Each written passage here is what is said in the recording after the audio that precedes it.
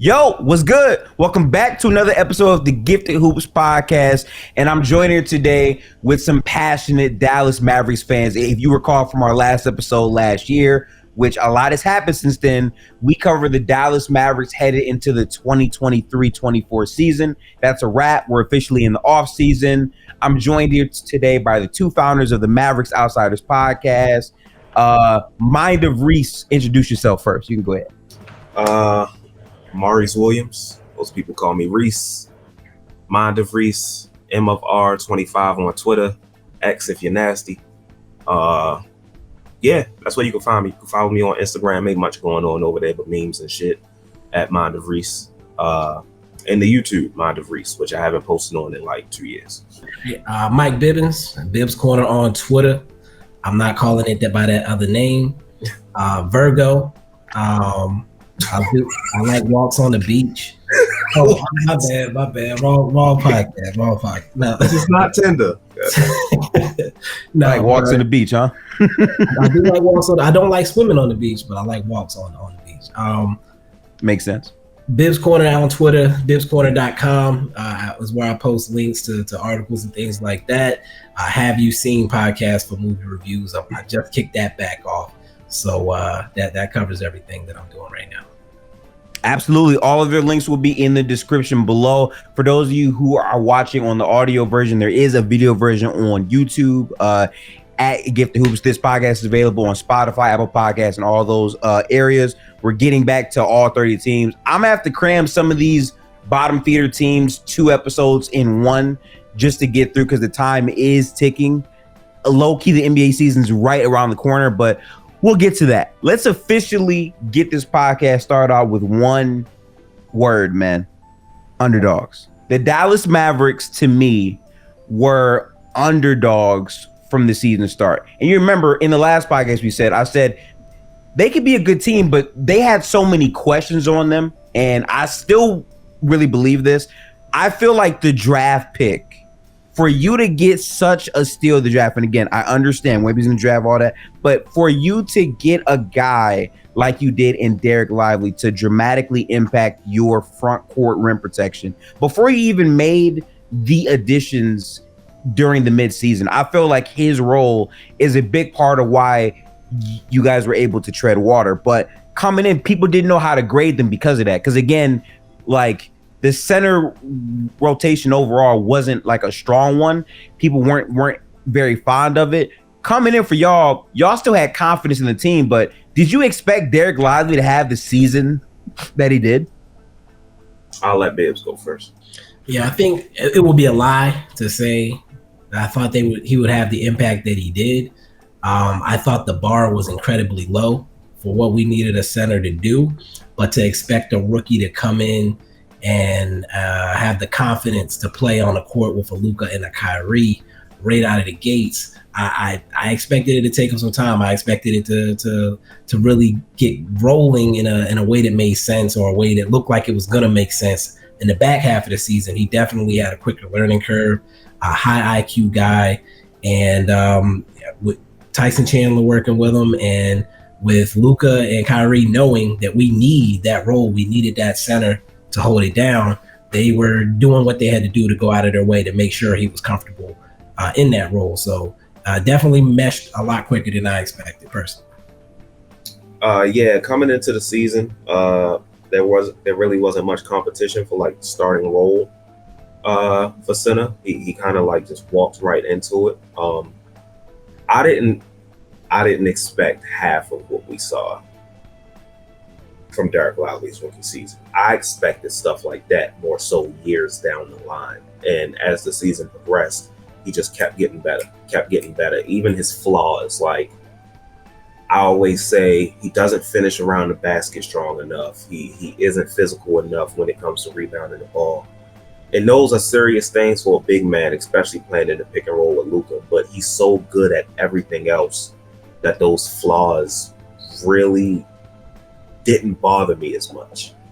And when it came time for the playoffs, for us to realize we have a center that can close games in the playoffs, that can affect the game in the playoffs, that can anchor a defense, we're not playing Dwight Powell and Maxi Kleber at center. Like when we played, Thank God.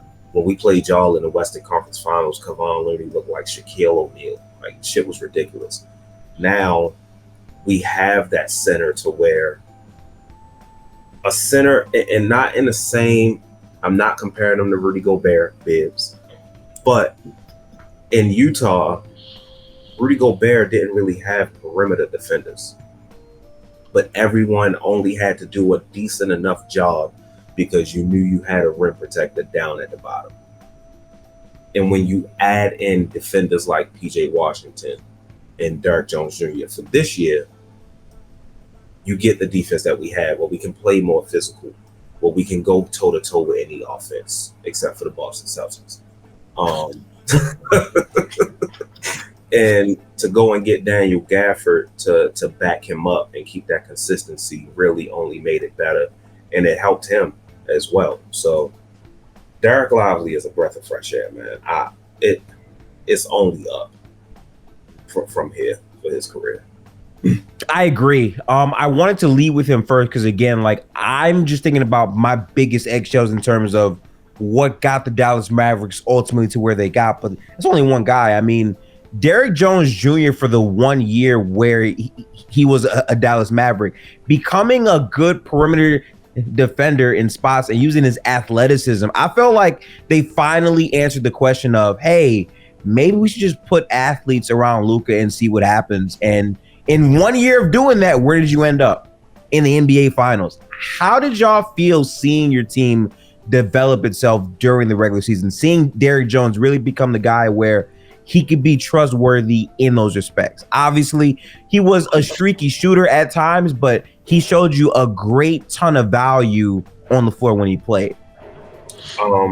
Derrick Jones Jr. coming into the season was like the complete opposite of what I said with Lively. Lively pretty much had the starting spot solidified coming into the season. Derrick Jones Jr. had to work for it as far as like the preseason goes and training camp and the beginning of the season. If I'm not mistaken, correct me if I'm wrong, Bibbs, he was the last player signed for us. Somewhere along those lines, yeah. It was either him or Dante Exum. I wasn't expecting much. I was just like, all right, nice athletic guy, can play some defense, streaky shooter. Wasn't expecting much. Didn't even expect him to start. And he became our best perimeter defender on the team throughout the season, critical for us in the playoffs. It was really the second half of the season where everything started to click and you started to see the real identity of this team and hanging their hat on the defensive end of the basketball. And a lot of that hung on Derrick Jones Jr. perimeter defense. Yeah, for Derrick Jones Jr., I think we both talked about it for years, that people keep talking about how Luka slows the game down. It's like we don't have players that run. We don't have anybody to get out in the open floor with them. And so now you add like Derrick Jones Jr., you had Josh Green already in place. And I feel like by giving Derrick Jones Jr. a defined role where basically we told him just defend, and whatever happens on the other side of the court, we don't care for the most part. It allowed him to relax, and I feel like we unlocked something in his game. We unlocked him to be able to be a comfortable player and to really define his role. Like, people know what he is now.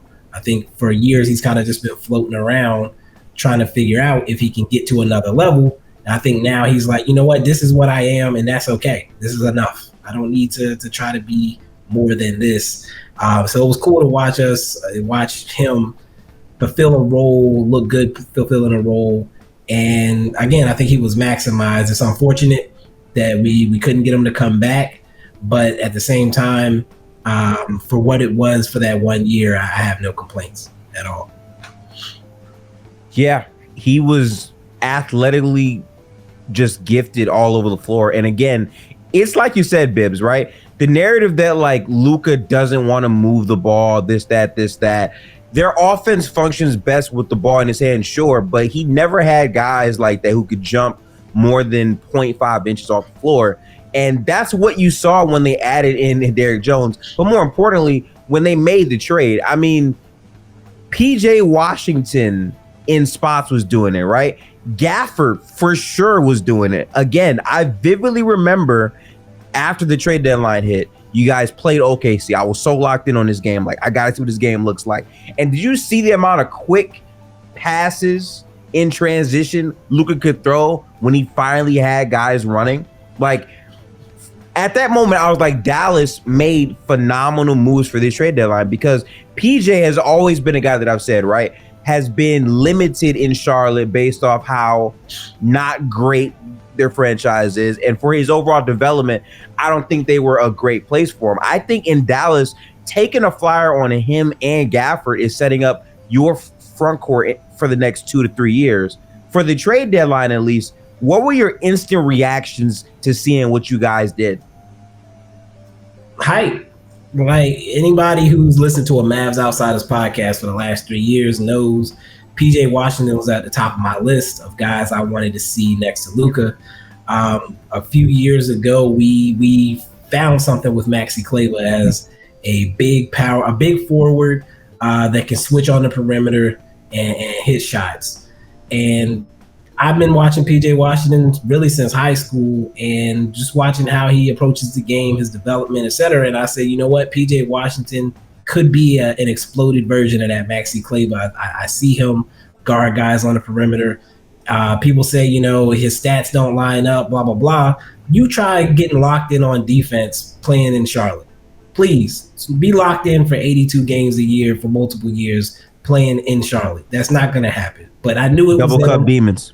I knew it was in him, and I trusted going back to his college days that he's a guy that wants to win. So I said, put him in a winning environment. I like the way that's going to look.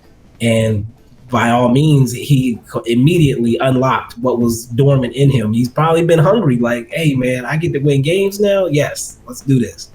Gafford, I wasn't as big on Gafford, but he was on my list of guys, an athletic, rim-rolling center that can catch lobs. Like, we watched Luka almost take over the world with Mike Tobey.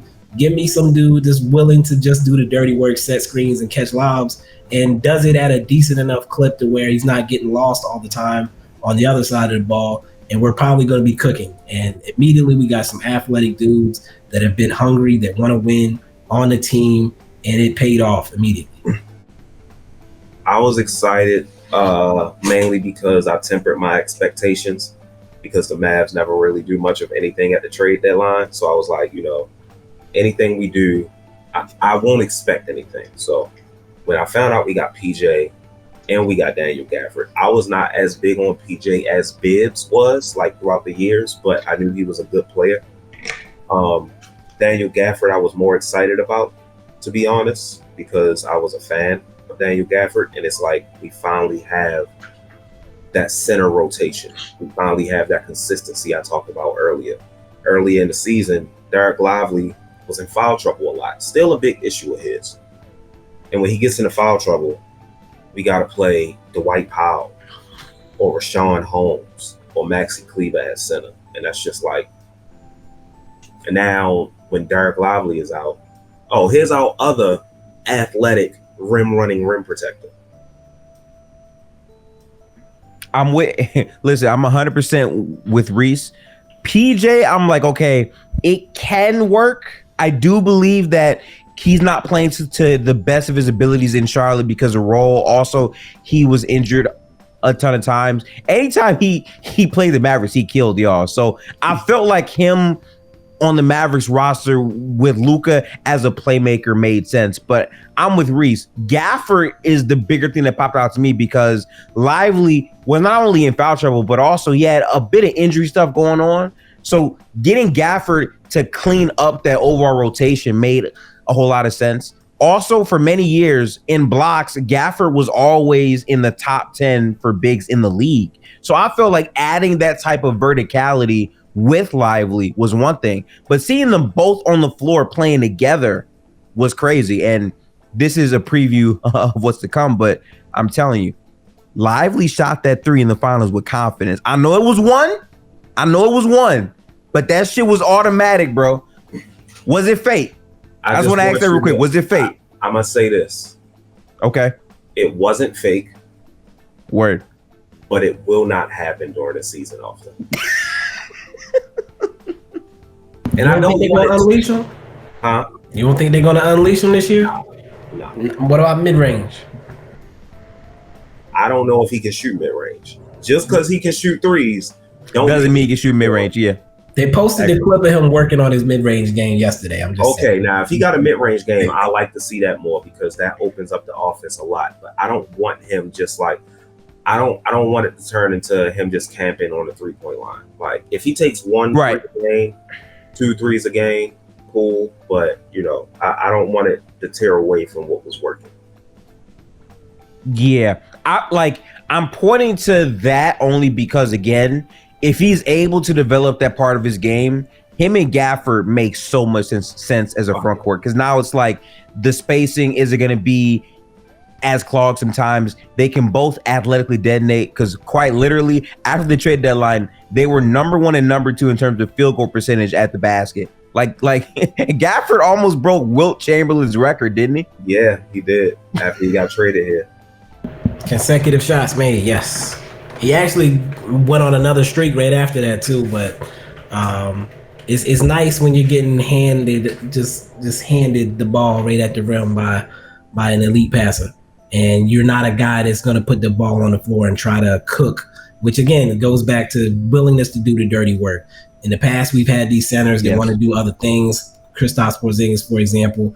Lively and Gafford, they just want to dunk the ball. And that makes me happy.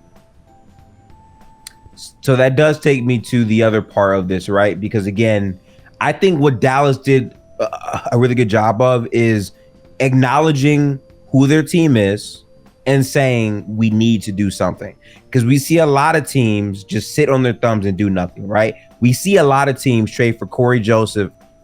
I'll leave that alone. We see a lot of teams do a lot of things.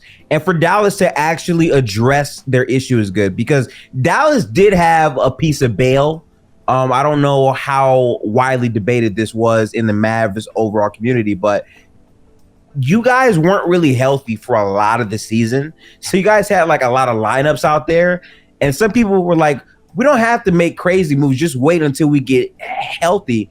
But pulling the move anyway, to me, is why you guys were able to really elevate your overall position. And more than that, they made a move that wasn't just based off this year or bust. You still retain those 2 players. So they're in the system moving forward as players or even assets to make another move. And I like that for you personally.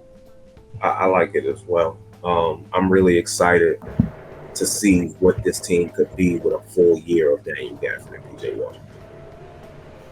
Yeah, same thing. We discussed it during the year. I think me and Reese are both guys that like to always be aggressive when it comes to making additions to your team. And we discussed, we need at least a backup big because like you mentioned, Lively gets in foul trouble. He has injuries and then we're stuck playing these dudes that don't fit our system. We need at least another big that plays our system. We didn't wait. We went out and got it. And again, we know we like the Maxi Kleber archetype. Can we get better? We did. We got PJ Washington. Grant Williams wasn't working out. Rather than sitting on that, we made a move immediately. And PJ was actually the guy we were rumored to be getting, people thought, before we signed Grant Williams. And then we ended up being able to flip him for PJ in the end. And again, long-term fits, all those guys are the same age as Luka. So potentially these are guys that could be here for the next 5-10 years if we wanted to do it that way. Another part of the PJ thing that opened up the game more was the fact that he can put the ball on the floor. He can attack closeouts. Yes. If his 3 isn't falling, that's not the only way he can score. Like, I know a lot of people say, PJ went out of his mind in the OKC series, like knocking down the threes. First of all, like his percentage from corner threes is pretty high, pretty normal. But outside of that, in other series, when he wasn't given those corner threes, he could put the ball on the floor, get to the basket, draw fouls. He had games where he was getting 12 to 15 points off of that alone when those threes weren't falling. So it's nice to have a guy like that on a team as opposed to what we had before, where it's like if these guys who aren't even shooters and their shots not falling, they can't put the ball on the ground. They can't do anything else.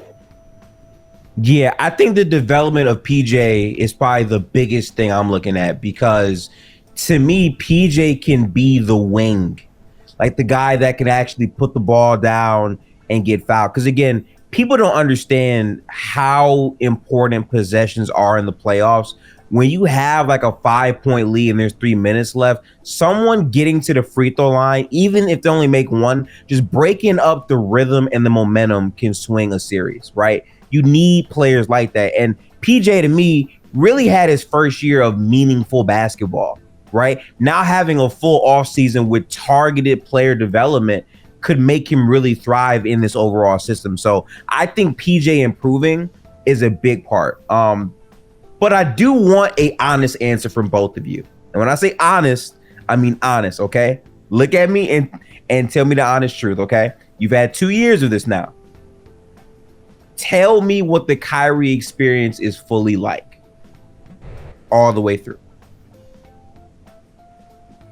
I will say, in fairness, it hasn't been 2 years. Yeah. It's been a season and a few months. That's fair. That's fair. Okay. But the Kyrie experience, if I'm just speaking about this year, like this season as a whole, from start till NBA Finals, it is what I expected and not what I expected. I expected Kyrie to come in, be the second guy, be able to take over games when need be.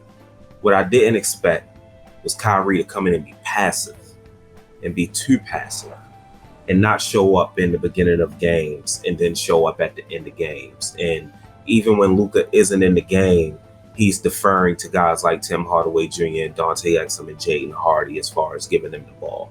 That is not what I expected. But it's the good with the bad, you know. The thing with Kyrie is he can flip a switch like that and start scoring. Didn't like what I saw from him in the finals, to be completely honest. But the good outweighs the bad. I think this duo can succeed. I don't think that was a fluke at all. I mean, it's really not that much different than him playing with LeBron. He's playing off ball to someone ball dominant. And I think a lot of people have this misconception that because Kyrie is the greatest ball handler of all time, that he always wants the ball in his hand. That's not the case. He's more comfortable off the ball, if anything. So I think with another season, a full season under their belt to figure everything out, I think they're going to be more dangerous going into next season. Especially Klay. Yeah, I think for me, there's two things I want to address as well. The first, reiterating what Reese said about the on-court experience. One of the things that we both said last year and going into the year we didn't make the playoffs is when you have those two, Luka and Kyrie, if the game is close in the last 5 minutes, I expect to win. That's what we said all year. It played out exactly like that this season, especially going in the playoffs. If the game was close in 5 minutes, I expected to win, and most times we did. Kyrie may not show up for the first 3 quarters, but he's usually showing up in that fourth. He may show up late third, go on a 10-point, 15-point. Like he would always hit a big bucket, and that part of it has been fun. I can also agree with the idea that him not being as aggressive all the way through a game was something I didn't expect, but maybe that's part of his maturation on the backside of his prime here. The thing I also did not expect and wasn't sure about, I was a hater. I was a Kyrie hater before he came to Dallas. I did not want him in Dallas. I believe the day before we did the trade, I said on the podcast, I don't really want Kyrie, but I could see us trading for Kyrie. But then I was like, I don't even want to put that in the universe. I don't even want to think about that. Once it's done, I was like, okay, let's see how this plays out. Off the court, Kyrie being in a environment, a media environment where they're not going to push you in Dallas. They're going to slob you all day. They're going to make sure that you're feeling great. They're going to make sure that you're excited and happy to be there. Kyrie's thriving in that. Nobody's pushing him. Nobody's trying to get him to say anything controversial. he's chilling. He's not. I think he's this probably the happiest he's been as far as a media standpoint is concerned. But on top of that, because he gets to chill and be himself, the leadership has been amazing. I watch Luka be about to do some Luka stuff and Kyrie calm him down. Or Luka calm himself down because he sees how calm Kyrie is. That presence, that veteran presence, that Luka, that guy that Luka can respect as a guy who's maybe not on his level, but somebody he looks at as being on his level, a guy that's won championships, that presence has been probably the biggest thing for me. So I want to hear your guys' perspective on Kyrie, because I feel like Kyrie is one of the most polarizing players in the NBA. And I think he's also one of the most misunderstood in a lot of ways, to be honest, right? I said coming in, Dallas is going to probably be a good fit for Luka because he's going back to a spot where he's playing off ball with a guy who can play make, but he also is responsible for raising the pace. And to me, that was a big part of why your team changed drastically, because you have another ball handler who can increase the pace and get guys going, right? A part of him slowing himself down in terms of scoring, he was also getting guys involved and giving them confidence in those, spots.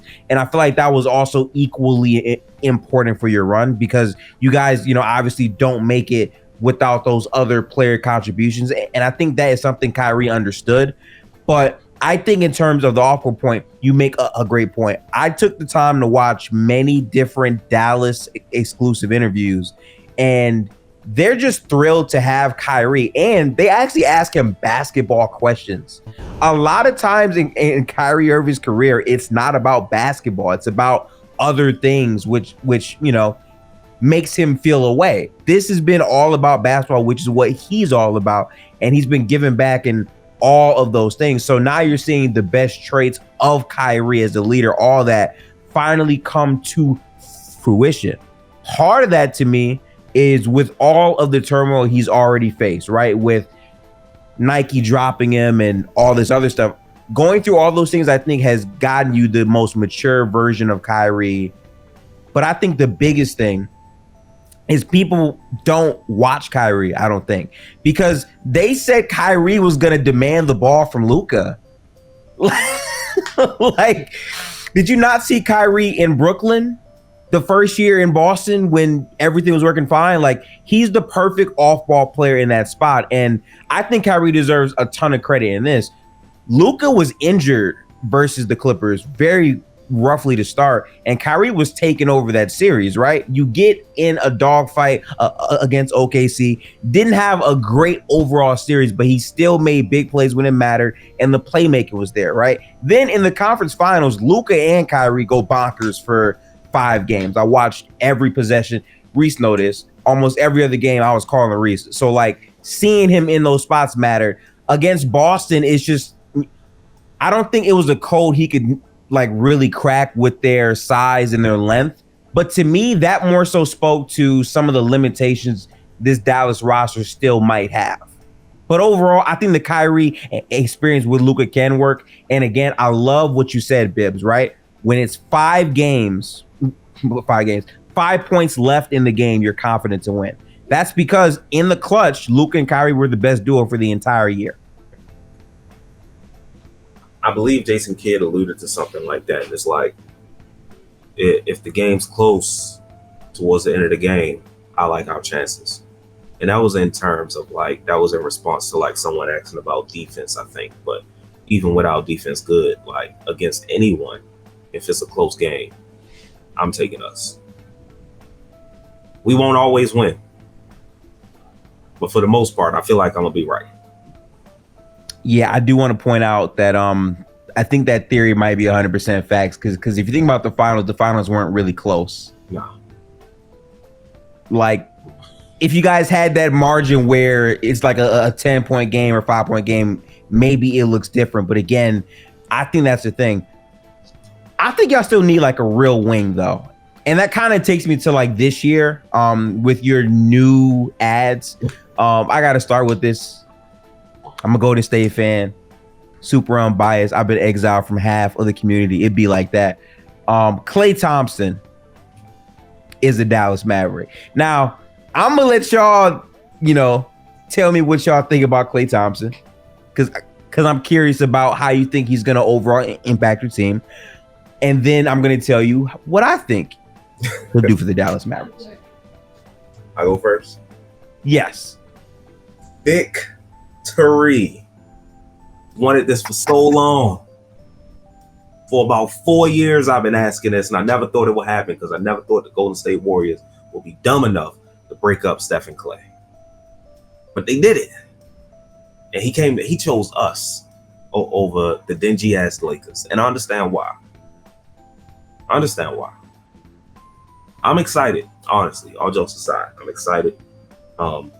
I didn't think it was going to be a possibility, but, we got him on a nice deal, in my opinion. Still damn near. I think him playing next to Luka and Kyrie is going to be perfect. I know a lot of people talked about the fact, oh, man, he got bad shot selection. He took all these shots last year. Well, outside of Steph Curry, who else on the team was really a scorer like that to take shots from him? If we've been honest, I don't know. You watch more Golden State games with me. Maybe motherfuckers want to get a ball to AirPods. Like, goddamn it. Like, what? Who else was going to score? That's all I'm saying. I don't see him taking. He's going to take some shots that seem bad when they miss, but it's Klay Thompson, so you live with it because 9 times out of 10 they fall. People talk about Klay like he's washed. I think that's absolutely ridiculous. If you want to talk about his defense, I understand. He's not the same defender he once was. He's also older, and he dealt with injuries. Understandable. He's still a shooter. He's still the second greatest shooter of all time, in my opinion. Still one of the best shooters in the league. Playing next to guys like Luka and Kyrie, who are going to get you open shots. And if the defense doesn't rotate off of a Klay Thompson, if they don't leave a Klay Thompson open, which 9 times out of 10 they won't, that just opens up the game for Luka and Kyrie even more, and other role players even more. For a guy like PJ Washington to be comfortable in the corner, knocking down those corner threes. In the lineups with Trace Jackson Davis, Klay Thompson was much more efficient. He is now playing with 2 athletic centers. I just think it's I think it's a perfect match. I know people are going to talk about the defense. Hey, guess what? It's not only the starting 5 that plays 48 minutes.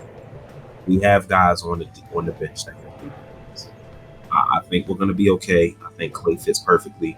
I think he can continue to average 17, 18 points per game on 40% three-point shooting. I'm excited. I can't wait. I was waiting for you to break this shit up, but I'm going to kick it to bits. I'm going to say this in a lot less words. Tim Hardaway Jr. shot 12 shots a game last year. Klay Thompson shot 15 shots a game last year in more minutes. We good. There will not be any problems with the amount of shots that Klay Thompson takes. I almost turned into Cat Williams, but I'm not going to do it. There will be no problem with Klay Thompson taking 15 shots a game in Dallas next year. If you want to get to 16, 17, 18 sometimes, nobody is going to complain. We watched Tim Hardaway Jr. take 12 terrible shots. I'm going to say 10 of them were probably terrible. Either they were terrible because he shouldn't have shot it, or they were terrible because he was wide open and missed everything or hit the side of the backboard or something else. If you told me that I could swap Tim Hardaway Jr. shots with Klay Thompson shots, I'm not going to complain at all. And neither will Luka and neither will Kyrie, because they like assists. They like being able to give the ball to another person and watch the ball go in. They've watched the ball not go in or anywhere near the rim, for that factor, for many years. And Klay Thompson splashing threes will be a breath of fresh air. Tim Hardaway shoots with the confidence of Klay Thompson. Now we have Klay Thompson. It's like watching Tim Hardaway shoot those shots is like the Cat Williams clip. Like, nigga, did you know that we can see you? Like, we know who you are. These aren't your shots. Now they're going to a real shooter. Hallelujah. So I like what you guys said. Here's how I feel. Klay Thompson is washed, but he can be effective for the Dallas Mavericks. Let me explain why I'm saying he's washed. Because again, I've watched him for like a very, very, very, very, very long time. This will transfer to the Mavericks, I'm pretty sure. I gotta watch it, bookmark this or whatever. If there is 5 seconds left on the clock and Klay Thompson has the ball, expect a corner fadeaway. It's gonna happen. He did it all the time with the Warriors. I expect it with the Mavericks as well. Klay Thompson is going to positively impact Dallas Mavericks because guess what? Bibbs brought up a very important player, Tim Hardaway Jr. You know what Klay Thompson is? The Michael Jordan of Tim Hardaway Jr.'s. That is what Klay Thompson is. And on volume, again, regardless of if Klay makes a shot or not, the defense still respects Klay Thompson. And on top of this, objectively, the difference between the Warriors and the Dallas Mavericks is they have two creators, not one, two creators who consistently are scoring threats to touch the paint and kick out and create shots for other players. That in itself should get Klay Thompson more looks. And to be honest, he shouldn't have to run around as much in this type of offense. He can still add that, but he shouldn't have to do it as much. And I love Reese's point about Trace Jackson Davis, because last year in the lineups with Trace and Klay, they had a lot of chemistry. And now you have Lively or even Gafford as bigs who can set off ball screens, roll. And again, I've seen it many times in Golden State where Klay Thompson draws two on the ball, and now you have guys who have to finish. Difference is I had Kevon fucking Looney. You guys have two bigs who can actually finish dominantly at the basket. So I feel like he's going to give you a lot of value there. He is washed, though. And what I mean by that is Klay Thompson defensively was very bad. And like, I think if you make him guard post-ups in an island, sure, he can probably do that. But I think in terms of your closing lineup, if you have Klay Thompson, Kyrie there, honestly, the player that pops out to me more really is Najee Marshall, which really makes me hate you a lot, Reese, because you got Najee Marshall and Klay. Like, I had a feeling Klay was gone. That's one thing. But Najee Marshall, to me, is one of the biggest steals of the offseason that no one wants to talk about. He's like a great value Draymond, which is great. Like, he's just a glue connector piece who can do pretty much everything on the floor. But when you have Klay Thompson's shooting threat with Luka and Kyrie, the shot variance you should get should be higher quality looks, right? You asked Tim Hardaway Jr. to come in and knock down open shots. First off, the defense didn't give a fuck about him. And when they did, he couldn't do anything. And when they didn't, he couldn't do anything. He was just bad all around. He just wasn't a good basketball player, right? Right. So now you replace that with Klay Thompson. That's good. Yeah, and that's what it comes down to for me. Like, the fit, people talk about the defense and things of that nature. I'm sure Jason Kidd's going to get creative with the rotations and whatnot, mix and match. But if you just sell it to me as we replace Tim Hardaway Jr. with Klay Thompson, I don't care how much worse he is defensively. He's not worse than Tim Hardaway Jr. was defensively. And on the offensive side of the ball, it speaks for itself. I don't even need to explain that. So if you told me Tim Hardaway for Klay Thompson, I'm just going to accept that off the rip. I'm not even going to question none of where Klay is as a player, et cetera, and so forth. Tim Hardaway Jr. is buns, and I am glad he is not on my team anymore. I will say, though, I do think the thing people aren't talking about to me is Klay Thompson is going to fit stylistically in a similar type of role to Tim Hardaway Jr. But to me, the real replacement for you is the backup guard, which to me begs the question in terms of the leap. Like, do you think this is a year where Jaden Hardy can explode as your backup guard off the bench? Is that this year for you? We kind of just talked about this. The answer is no, considering we just signed Spencer Dinwiddie. Yeah. We got Spencer Dinwiddie. We got Quentin Grimes. And between them two with Klay, I think that those minutes might be getting eaten up. Jaden Hardy might be on the end of the bench or in Frisco. Dante Exum. And Exum. Dinwiddie. Yeah, there's not a lot of minutes to go around. I would have liked Dinwiddie on the Mavericks last year.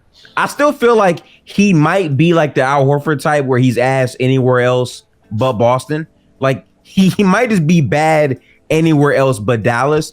But I low-key wanted you guys to get, listen, if you guys could have signed DSJ back, I think that would have been intriguing just in terms of his defensive profile. Reese not liking it.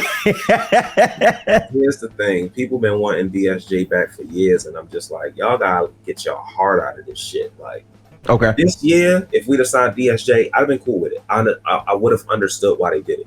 But considering we signed Najee Marshall, Quentin Grimes, Dante Exum, who's still a decently good defender, I don't think DSJ's defense was necessary because he's not able to score the way Spencer Dinwiddie can. Spencer Dinwiddie, sometimes you can get that boy the ball and he can go get you a bucket. Yeah. He can step in and run an offense. You don't want him to, but he can. I don't believe DSJ can. Spencer Dinwiddie is a good three-point shooter. DSJ, hold up. Look at his numbers when he played with Luka and LeBron. Listen, that's all I'm saying. Just say he's a good three-point shooter in Dallas. He's a good three-point shooter when he's playing as an off guard and not the point guard. He was ass on the Lakers. I'm sorry. I look up his three-point shooting on the Lakers. Oh, please. Okay. Let's do this real quick. Hang on. Spencer. This shit about to be so fake. Spencer Dinwiddie, Lakers. Why are they? Okay, he played 24 minutes a game. Why are they not telling me his percentage? I'm gonna go to Basketball Reference. 38%. Oh, that shit fake as hell. I don't believe that. I do not believe that. On 3.2 attempts. Bro, that sounds so fake. Seriously? That's not fake. He did. He shot 38.9 on 3.2. Oh, but after shooting 32% on 5.8. This is very frustrating. Man, he was the point guard. In Brooklyn, yes. So that's the thing. In Dallas, he is put in his ideal role, not handling the ball as much. Yeah. And shooting mostly threes. The only two places in his career where he played more so shooting guard than point guard is Dallas and LA. Those are the only two times in his career where he shot over 30. Hold up. Oh, nah, this is bad. He had one good year in Brooklyn back in the day.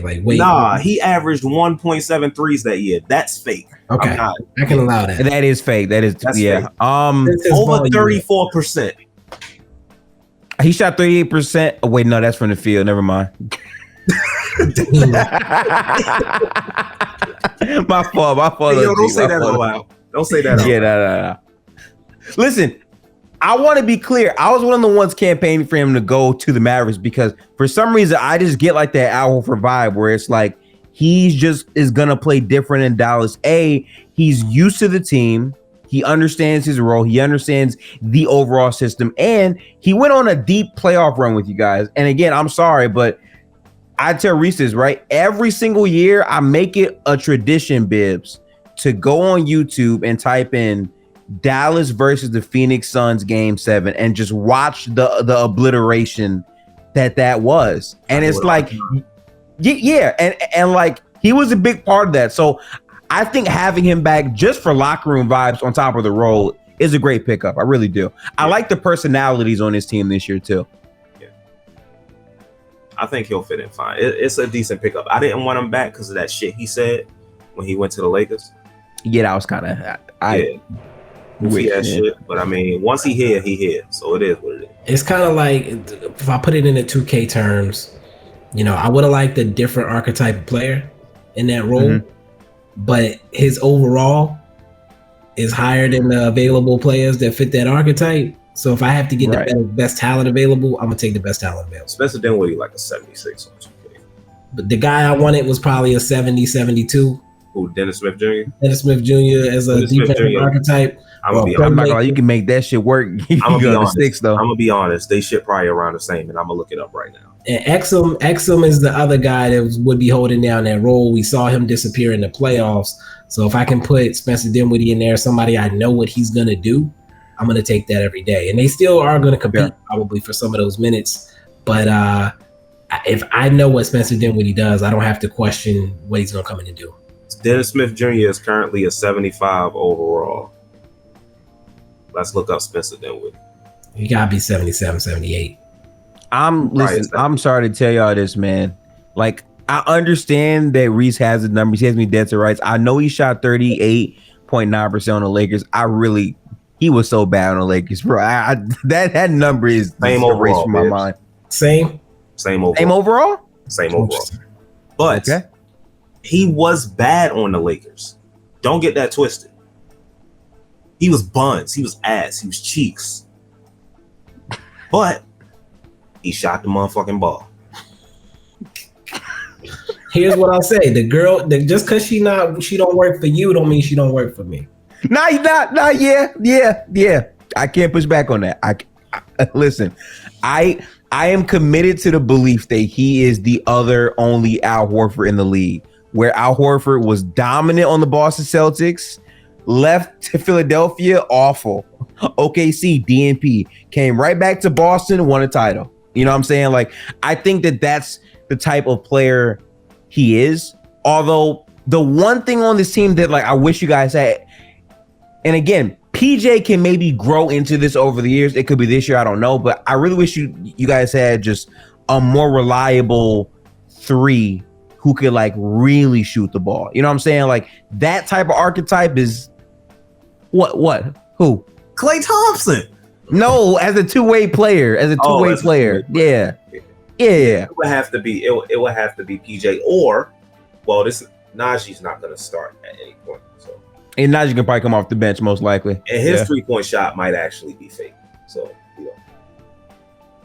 hope not, because he was so good last year, but it was very low volume. So, I mean, fair. So, based off what your team has done so far, based off how inconsistent your lineups were because you guys weren't even healthy to begin last year, if you're projecting health to start the season, what do you think this Mavericks team is going to be around in terms of seeding this year? Top 4, in my opinion. I'm thinking 2-3. All things considered, we got to be shooting for that 2-3 range. The depth is there. The top level talent is there.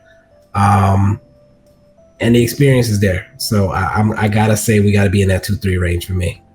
Still got OKC, who got better. Got Minnesota, who's running it right back. Didn't lose anything. People sleep, but you got Memphis coming back full health. Memphis is gonna be good next year, man. Memphis coming back full health. Denver, I know they lost some stuff, but they still have Nikola fucking Jokic. I don't know what they're going to do in the playoffs, but as far as regular season, they are still going to be good. Outside of that, like, the Lakers, I'm done. Like, I ain't about to be like, oh, the Lakers, no, fuck out of here. Like, okay. Clippers, hell no. Absolutely not. Absolutely not. I'm sorry, gifted Golden State, absolutely not. Like, amen. Amen. Sacramento, better than last year, but not a top 4 team. So obviously the West is still going to be stacked as far as like how deep the talent goes on each team and how like the competition. But as far as those top 4, I think for a fairly healthy season, because there's no such thing as a fully healthy season.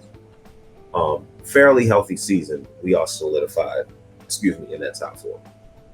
Yeah, solidified top 4, but for me, I need to see us land in that 2-3 range. I feel like we've been coasting a good bit, and I want us to stop being a team that coasts. I want us to be a team that push for home court. Yep.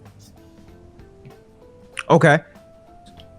So then what do you think this team has to do in terms of their personnel, or even in terms of Jason Kidd adjusting as a coach to make it back to the finals and maybe even win this year? We have to change the way we play, and that sounds drastic. Not completely, like don't go away from it completely, but think about it. We went and got a lot of guys, not a lot of guys. We went and got some guys this offseason who could put the ball on the floor. Najee Marshall, Quentin Grimes to an extent, Klay to an extent. He's not gonna create his own shot, and he's not attacking closeouts like he used to. Actually, take Klay off. Quentin Grimes to an extent. I'm about to say, boy, Reese. As I started talking out loud, peeling back the layers like that. As I started saying it out loud, I'm like, nah, hell. Reese, in my head, all I saw was a diamond tester. Like, let me hold a diamond tester up to that shit, man. This shit fake. Spencer Dinwiddie, Dante Exum, PJ Washington, Najee Marshall, Quentin Grimes. All these guys can put the ball on the floor. So I kind of want more fluid offense as opposed to just, hey, we gonna watch y'all do y'all thing type of thing. So yeah, I don't trust Jason Kidd to do anything of the sort. Jason Kidd is more so like scheming on defense. When it comes to offense, I don't know what the fuck he be doing. But I think that is something that will take us over the top and into the next level. Okay. Well, for me, how I view this team, Klay Thompson is going to add more wins. Again, like words cannot describe how injured the Mavericks were to where they had different lineups almost every other game at the beginning of the year. The trade deadline acquisition, when you got those guys, you went off on a good streak. You guys kind of faltered towards the middle, and then towards the end, you began to pick up steam. I think a full year of those guys after the playoff run, you guys should look pretty valid. And again, Najee Marshall to me is going to have a lot of value. You can say the shooting might be fake. I don't know. It was low volume, but I think what he gives you in terms of a plus is his decision making, right? The reason why I liked him so much last year is anytime the Pelicans had a problem, when they subbed him in, he understood what to do. He's not a dumb basketball player. Respect to Derrick Jones, he got hops, but I don't think he's the like decision maker Najee Marshall is in terms of ball handler, closeouts, and also defensively knowing where to be. I think he's more athletic, sure, but I think fundamentally Najee is just a more sound player. And Dinwiddie back in that role gives you the depth that you guys have been looking for. So I do think that this is a top 4 team. I do believe that. I told Bibbs on the phone, I think Denver probably falls to 5 if you ask me. I think it's debatable, but we have to keep in mind how close 1 through 3 was this year. It was literally tied. So it's like 5 literally could be 1 game behind 4. That's how close it is, right?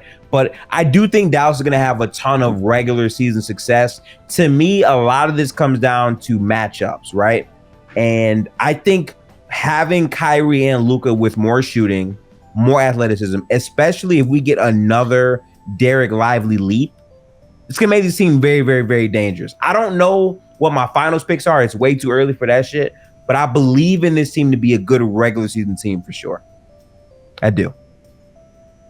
Yeah, and that's new. Like, we haven't typically been a team that's been good in the regular season. We're usually grinding it out at the end of the season, but I do think that the depth that we have this year is greater than what it has been in past years, and that's why I'm now putting the new expectation of being a top team, competing for a top seed in the West.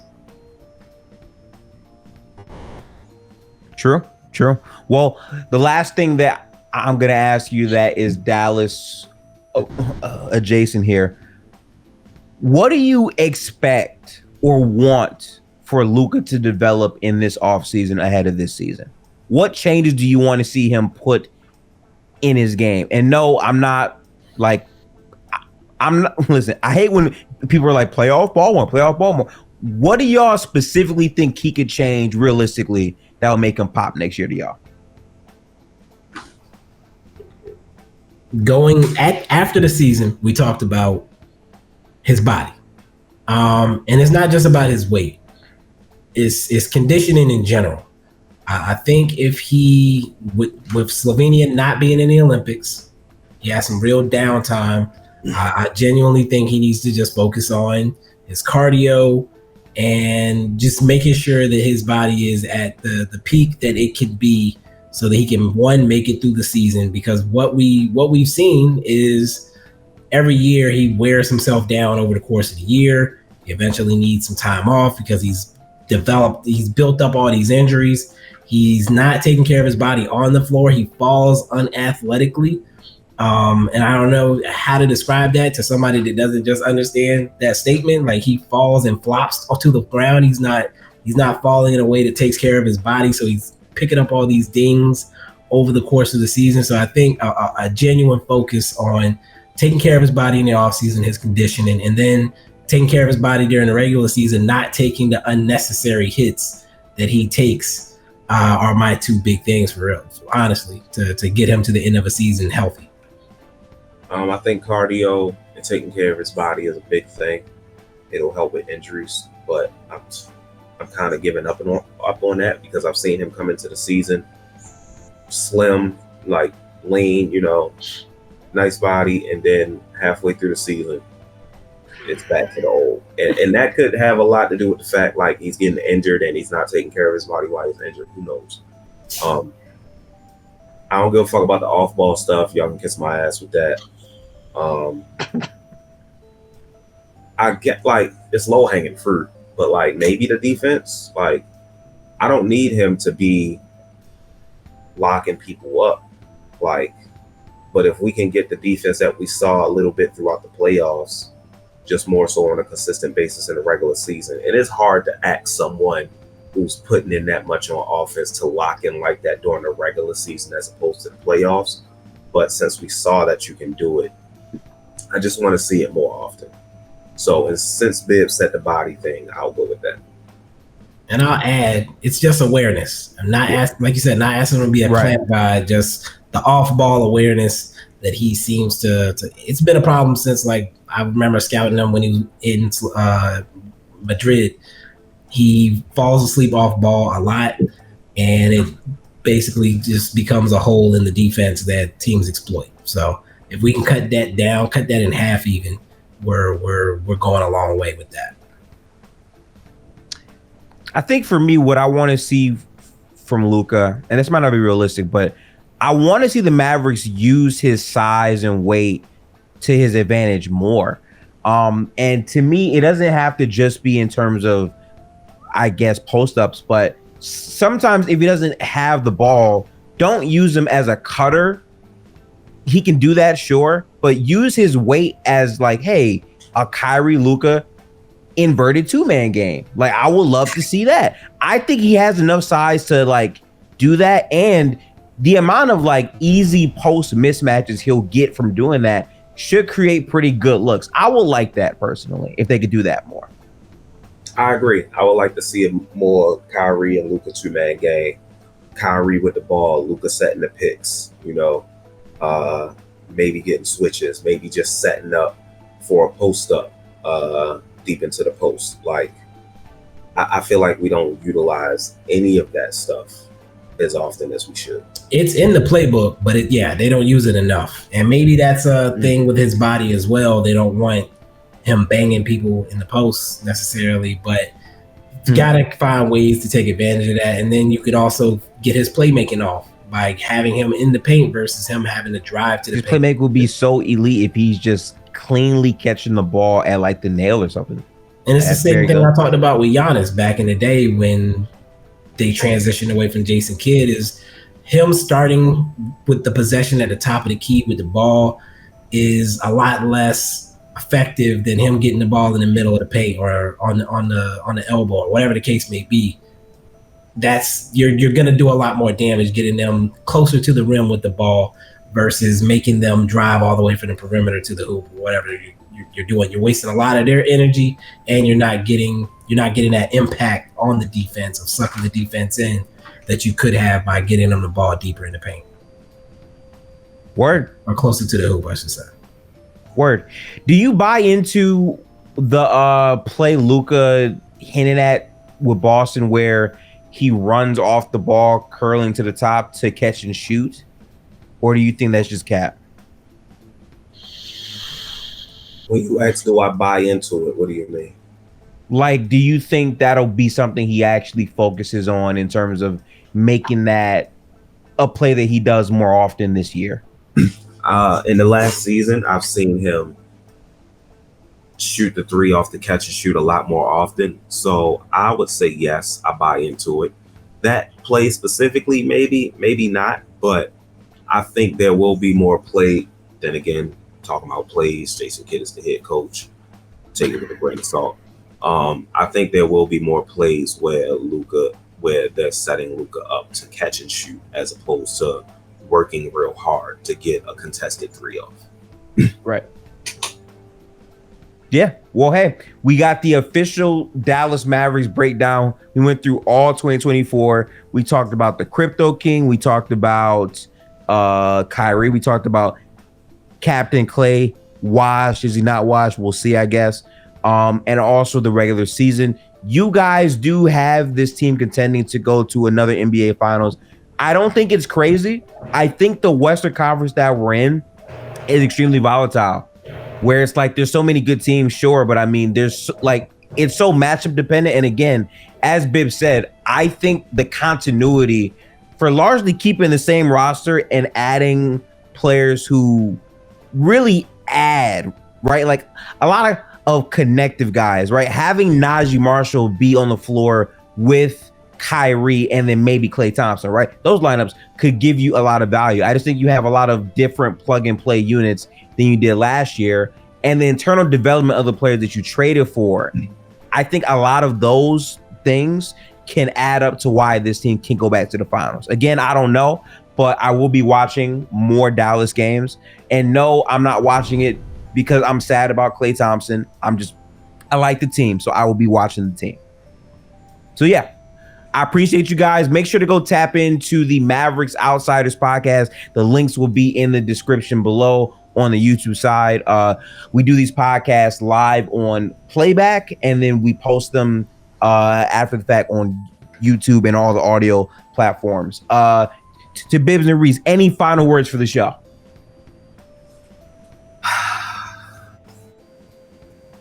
I keep receipts, man. You keep receipts? That's what it is? Okay. I've been watching on Twitter, you know.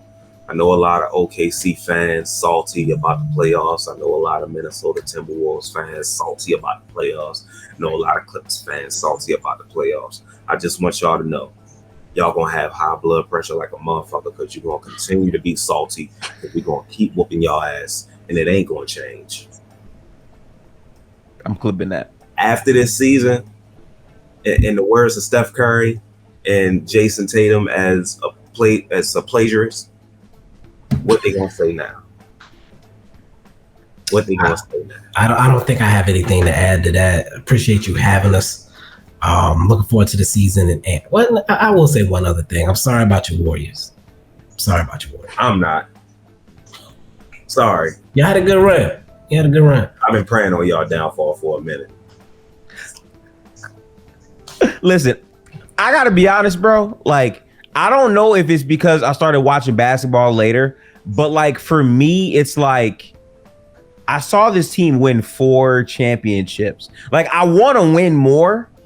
I don't want to see Kyle Anderson shoot threes. I don't want to see that shit. I really do not.